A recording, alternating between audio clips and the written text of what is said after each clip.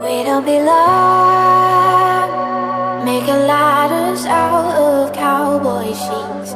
We will be gone while we're counting. Okay. Oops. Hey guys, I am filming on my laptop today, which is like super weird for me. I never do this, but I wanted to use my phone because it has the stuff that I need. If you like my phone case, it was like $4. But look at my screen, it's a Range Rover. I wanted to do it on my laptop because I'm using my phone because the notes are in my phone for the video today. So today's video is dun, dun, dun, dun. If I put in the sound effects, you will hear the sound effects. If not, then you just heard me say dun, dun, dun, dun. But today's video is all about my favorite thing ever. I'm gonna like pop it on the screen, like bam, that's it. Lucid dreaming. I love lucid dreaming. I do it all the time. It's my favorite thing to do. I don't go to bed at night without doing it, so it's like might be a little bit of a habit or a little bit of a obsession for me right now. Well, not right now, since I was like, what, 10? And I'm now 20, so 10 years? Yeah, it's been that long. I enjoy doing it like this. So I'm gonna get on my phone right now. And can I say one thing? Like, I am so weird. So you know the little, the fingerprint scanner? So what I did is sometimes like I'm reaching for my phone and it's like on my bed and I don't really want to bend over, reach for it on my bed. So what I did was I have like 6 different fingerprint scans, but I use my feet to open it also. Just watch. It's open. But I love it so much. Like, so, let me tell you a little bit about lucid dreaming. This is like certain sit down video, nothing doing at all. So, lucid dreaming, I'll bring up a professional description first. Just like, I literally called it forced dreaming because that's basically what I did. I would like go to bed because I didn't have dreams. As weird as it sounds, I would have nightmares every once in a while, but I didn't have dreams. Like, I never dreamt. So, how it happened really is I used to watch a lot of, like, animes, and I used to read a lot of mangas, and what happened was I would love them so much, and I'd want them to, like, continue into the night while I'm sleeping. So, I would, like, continue the series in my mind, basically how I wanted it to go. So I would like lucid dream it, and I'll remember that shit the next day, every day, and I'll just be like, yes, I had a great dream tonight, last night. It was fun. I enjoyed it. So let's say, and do you guys think this is like too much light though? Let's push this one back a little bit. Is that better for you guys? I feel like it might be a little bit better. And it's not blasting me in my face, really. So, lucid dream is a dream during which the dreamer is aware of dreaming. So, like I said, forced dreaming. You force yourself to dream, and you are aware and currently making up a dream or doing whatever needs to be done at the time. So, during lucid dreaming, the dreamer may be able to exert some degree of control over their dreams, which I can. Well, I do. Like, all my dreams, I control what happens. Nothing ever goes wrong. It's always perfect. Like, exactly the way I want it. If I want to picture some sexy guy, shirtless, running down some beach, he's gonna come, and I will picture his face to, like, a T and everything. So, even though this video is about lucid dreaming, I'm going to tell you about 2 times that I actually didn't lucid dream. These dreams just like, or it may have started as a lucid dream because I always start going to bed like thinking about what I'm going to dream and like start the tape rolling in my mind. But these 2 dreams, they were like a product of my environment type dreams. Like this was one when I was doing my fashion courses at Berkeley, and then one when I was watching a lot of Law and Order laptop. So let's start. So I have it. Let's see if I can.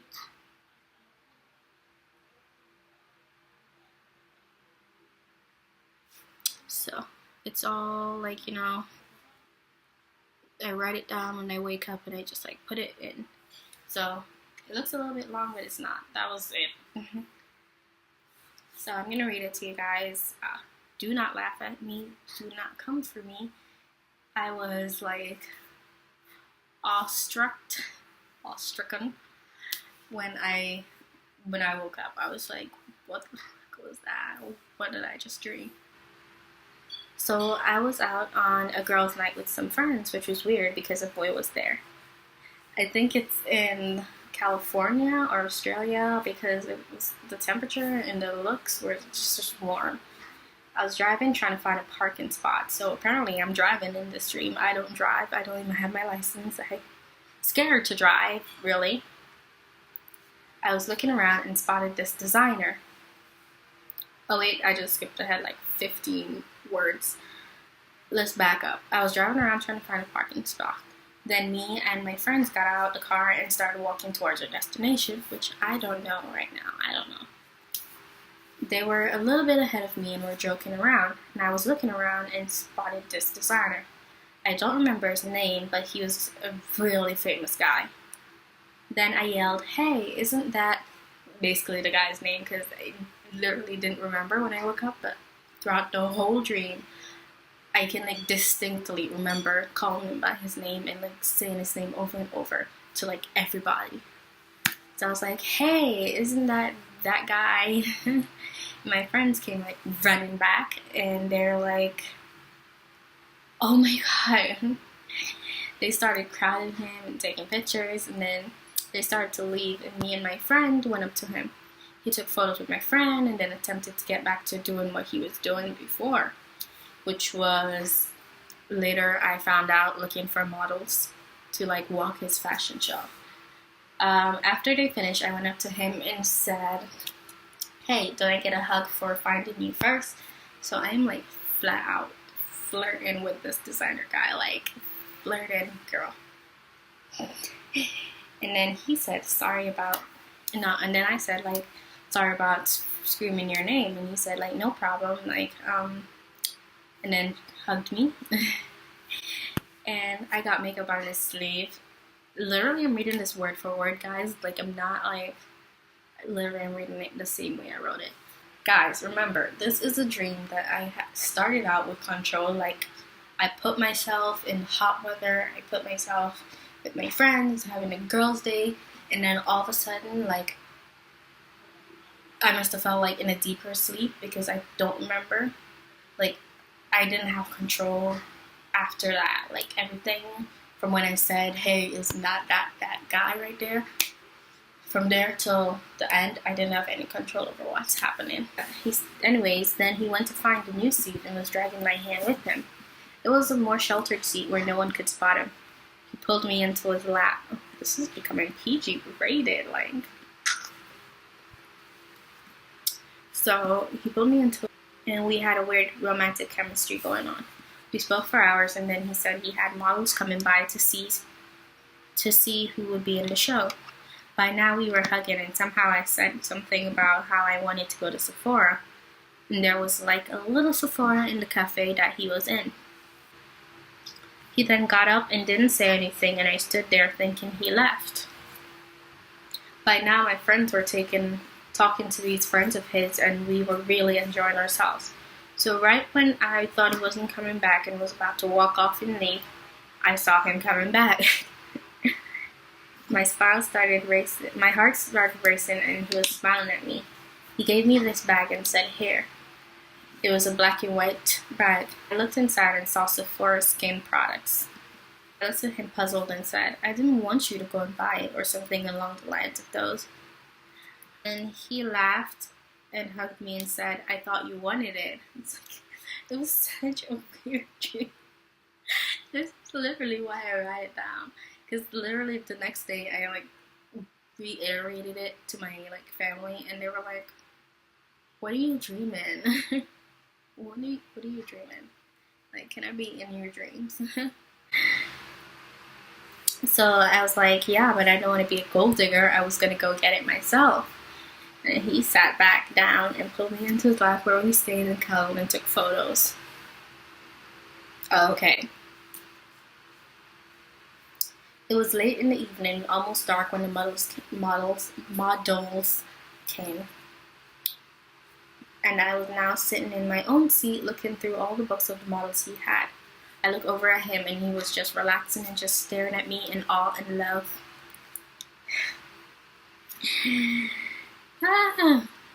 I looked at him and I knew, wait, let me go back. He was just relaxing and staring at me in awe and love, and I knew I felt the same. The first model appeared and then said her name, which I don't remember. I looked at him and I knew we had an understanding. He knew what I wanted and nodded his head. God, that sounded so wrong.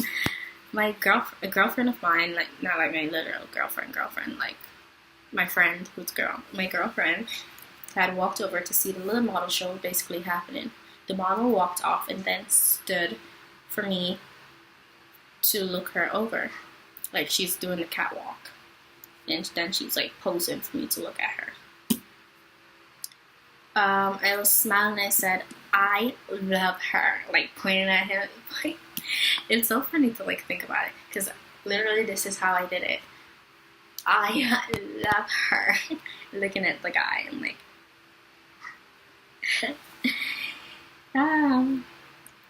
Anyways, she was walking off and I told her that we would call her with the call date to coming back for the fittings. The next model came and I saw that one had the best stance but not the body type. So I pulled her to the side. No, wait. But not the body type. She wasn't petite and she had a lot of butt. So as I turned to him to say, he started talking and said, "I'm sorry, we are looking for Nick, a better walker." Yeah, a better walker. And then I said sorry to her, like such an ass. Then another model came back and I noticed she had a bad walk. So I got up and brought her to the side and told her, "Who are you to be telling people they got bad walks?" So it's not weird for me to have a fashion dream, really, because I'm interested in fashion and I have worked with models and designers and getting their clothes fitted and looking at their walks and stuff to choose them. So it's not really new for me. So don't really think that I have no experience and I'm just like literally just telling these girls that they don't fit anything. I have done it before. So anyways, I brought her to the side and told her. Then I gently let her down. I returned to my seat and realized I was the last of them for the day.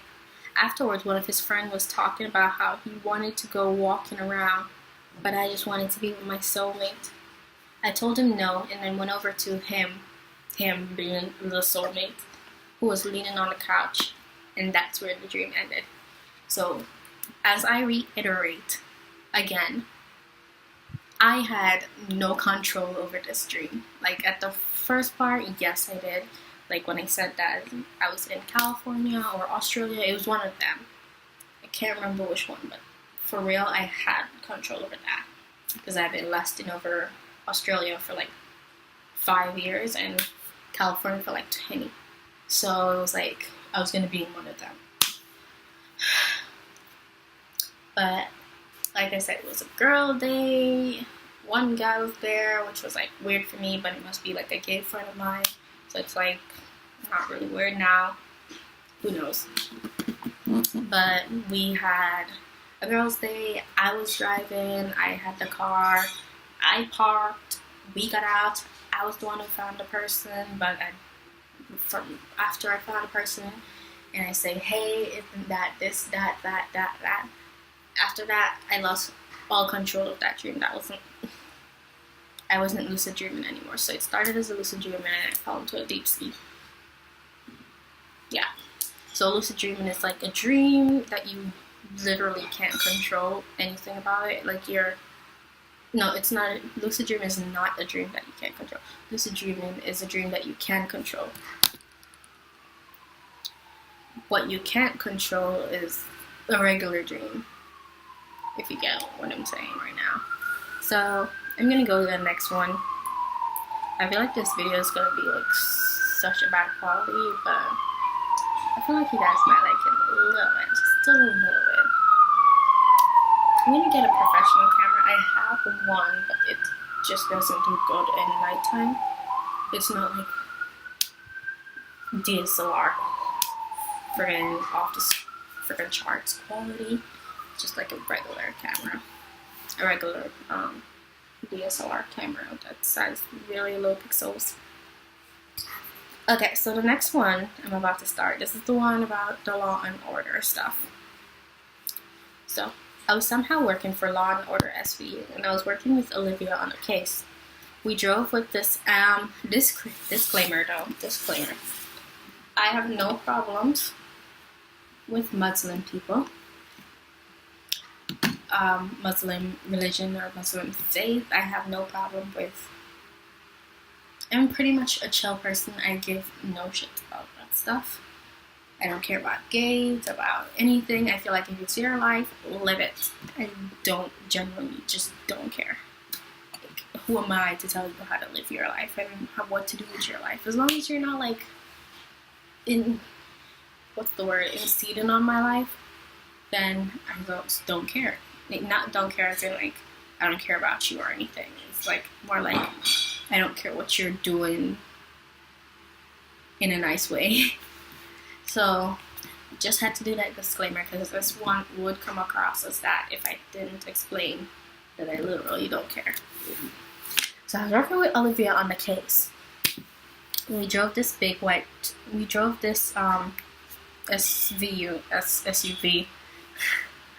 This SUV, and there's a big white dog in the back, a special dog. Anyways, I thought Olivia was stupid because she just walked right into the place she was going to bus for the Muslim gunfight stuff thing. It was like some terrorists thing. I was watching a lot of SVU, like a lot. So anyways, she walked in the place without any weapons, trying to like break up this gang gunfight. And I was just like, bitch, you're stupid. This is literally what I say. I thought she was stupid. So they grabbed her, the one gun that she had like on her waist. They grabbed her gun and pointed it at us to get on the stage. I saw a way of sneaking out, and I did.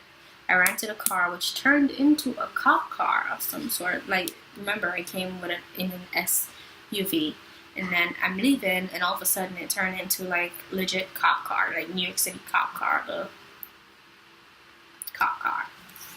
So I jumped in, and it didn't have the key, but it was on a hill, like a steep hill like this. So the car's like right here, and this is the hill. So I jumped in the car and then started pushing it down the hill because I didn't have a key. So I jumped in whilst the Muslim guys were after me. Because the car was heading in the direction of another state, so which is like crazy to me. So the car is going downhill into another state. It sounds so ridiculous. So I jumped out the car. Adrenaline junkie, right? I jumped out the car and I started running and saw some bushes. Like I ran into some bushes. Yeah. While I was running, I saw a bicycle in someone's yard and grabbed it and like basically stole this person's bicycle.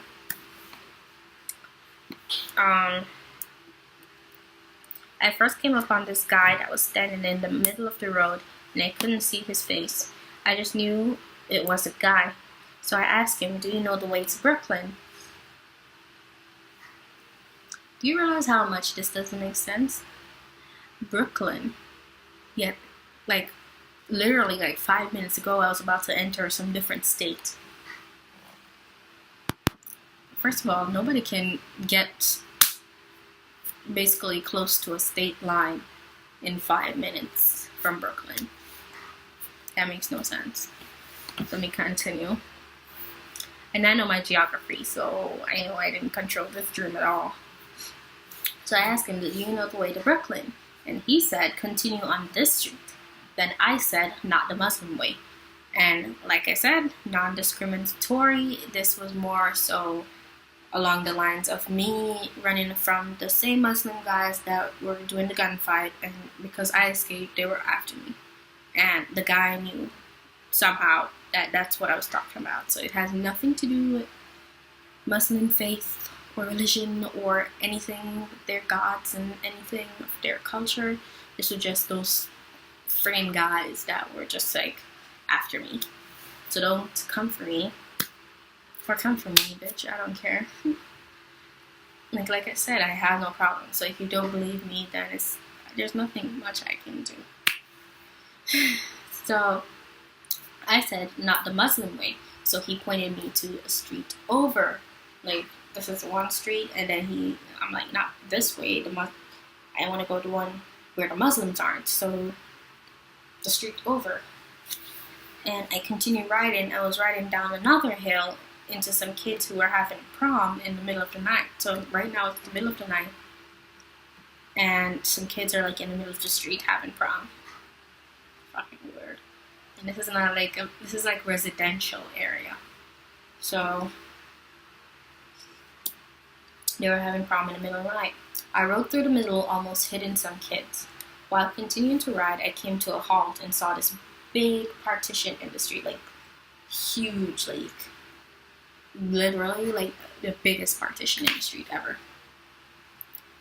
And there were like partitions of big heavy red curtains, like, you know, on Broadway or where would you see big red heavy curtains that, you know, that they open and you just have to draw, like in Sing. So in Sing, like when they're on the stage and they're opening up the curtains to like welcome the people onto the stage, to like, you know, show the big acts. That big curtain was on the road, in the middle of the road, like straight across. Anyways, I pulled and climbed in until I was between a narrow setup of the curtains. Like, I don't know if anyone knows what I'm talking about, but you have a curtain at the front and then you have another at the back. So between is like a narrow passage. So I don't know if anyone knows this. Maybe if you like work on Broadway or work somewhere that has heavy curtains like I have been between before, then you know what I'm talking about. So I'm between the curtains and I see this guy training some little kids how to fight. Like friggin' middle of the night, this guy is like randomly training these two boys how to kung fu fight. Okay. So I'm like, bear with me, it's night, so I don't understand the things that are happening in this neighborhood at night. So I went to him and asked, do you know the way to Brooklyn? And he said, you're about 20 miles continuing on this road. So I'm apparently about to ride this bicycle for 20 miles. Okay. Then I said, not the Muslim way. Like, again, reiterating, not this, what's the word? This, you know, whatever. You guys know what I'm talking about. So then pointed me on another street over. And at this point, a dog came up to me. Anyways, a dog came up to me. And I was so happy, so I kept riding and he followed. I almost got hit by a car, so I jumped the bicycle, kept running. I stopped to check for the dog. I picked up the dog somehow. It was like a huge dog. And then started baby talking to it. And then I started like racing the dog back to the headquarters, which was where I was going. It was in Brooklyn. Or my mind told me it was in Brooklyn. So I was trying to go there. And I brought the dog with me. So on my way there, well, by now I've made my 20 mile by foot. because remember, like before it was by a bicycle, but then I almost got hit by a car. So I jumped off the bike and decided, you know what, I'm gonna run the rest of the way with the dog in my hand, like I'm carrying this dog. Sorry, my eyes are twitching. Okay, let me continue. So I finally reached the headquarters, and the guy, the detective, the head detective, I know the guy's name, but I forgot it right now. You know what I'm talking about, the guy that was the head detective, like the head super guy that sat in the office in SVU. Like he's the one who directed them like around and stuff before Olivia got the job from him. So I got there, and Olivia hadn't gotten back to the police station by now, which is weird. So she hadn't gotten to the police station by now. She was like still at that place that I ditched her at. So the guy is like the head policeman, head detective guy, is like basically, I'm fired. He like fired me literally on the spot. Like I got in, I was like, oh, finally. And then he was like, Detective Bird, because my last name is Bird. So he's like, Detective Bird, come in here. And I went in, and I was like, crap. And he was like, you're fired. He's like, turning your badge, like turning your gun, turning everything this agency has given you. And I was like, why? And he's like, you abandoned a fellow detective at a very dangerous place or something along the line. And I was like, but she was stupid. I was like, literally, but she was stupid though. She went in without any backup except for me, and I'm like, I'm not like legit detective right now. I'm like detective in training. Like I'm not, I don't have experience like her, so she can't just rely on me to be like, boom, boom, boom, boom, boom. No. So I was like, okay, I'm gone. I saw a way to get out, and I left. She was like there just like eyeing down the Muslims, and this is me literally trying to like justify my reason for ditching Olivia at the scene. And that was the end of that video. So this video is currently like 31 minutes, but when I edit it, it will come down. But if you guys like this video, let me know. And if you like my setup right now, let me know too. Like, if you like this video pattern where I have the hearts here, let me know. So, thank you for watching. Give me a like, a comment, subscribe. I don't even know if it's going to be on the screen, but subscribe. Right? And like I said, I enjoy the comments more than I do the likes or the subscribe. So if you don't want to like or subscribe, just comment. I really enjoy that, to be honest. I like messaging people. Yeah. And if you guys want to follow me on any of my social media, my Instagram is renegade.bird. I will like insert it at the bottom because I know nobody knows how to spell Renegade. So it's going to be right here. It's my middle name for you guys out there. So it's renegade.bird. My Snapchat is sunnylovesyou1. And the U is just the U, not YOU or anything. Those are the only two I really use. I don't use my Twitter that much. I am on there. I still check it every once in a while, but I don't respond on there. So you can go ahead and try it out. It's rumiko.takahiro. It was when I was in my Japanese phase, which I still love. I won't change it. It was probably going to stay like that forever. But like I said, follow me on my social medias, like anything that you need to or want to, and thank you.